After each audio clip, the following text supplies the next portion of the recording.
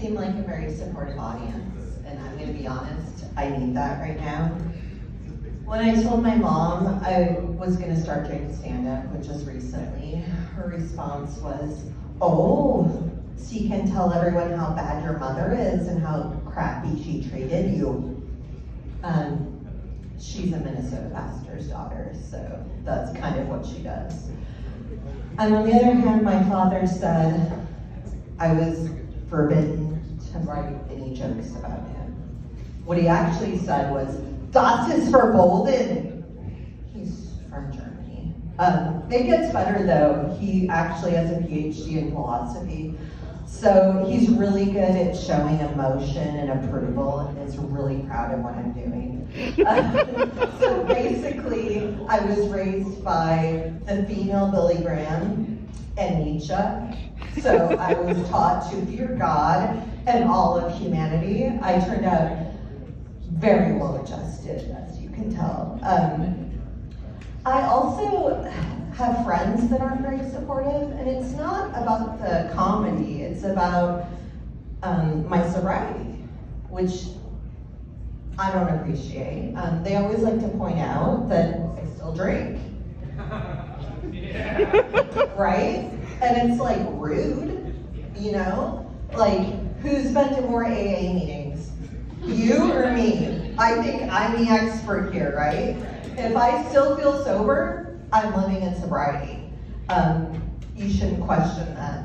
I am so good at AA that they actually promoted me to Narcotics Anonymous. That is the equivalent of like the Eagle Scouts of groups that require anonymity. You really have to diversify your addictions or they do not let you in. And it's also where I met my husband, which is a fun story not to tell your grandchildren. How did you and Grandpa meet? I don't know why I gave him that voice.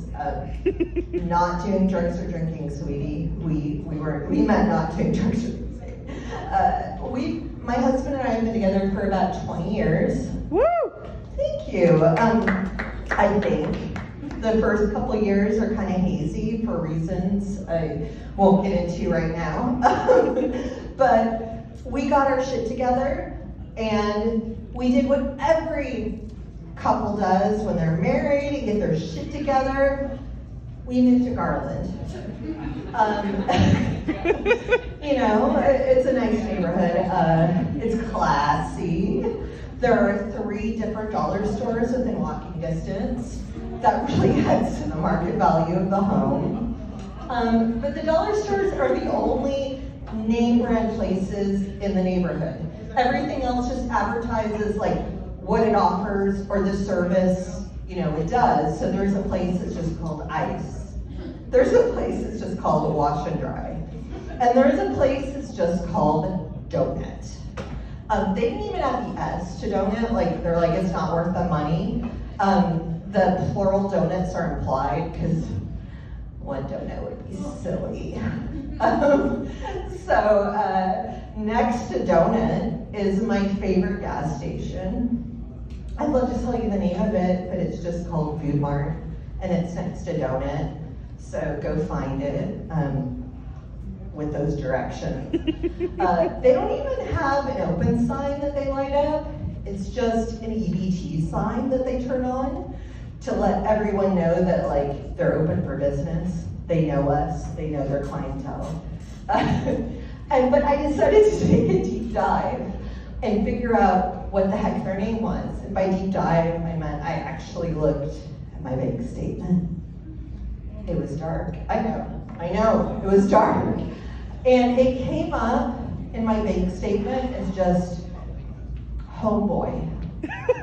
One word, homeboy. And I'm like, hold on, is this my Venmo? Like, those are the kind of charges I'm used to seeing there. But no, it's just homeboy. Again, like, they know their clientele. And this is only the 3rd time I've done this, so I'm out of jokes, even though I have a couple more seconds, so I'm gonna end it here. But I love you guys, thank you.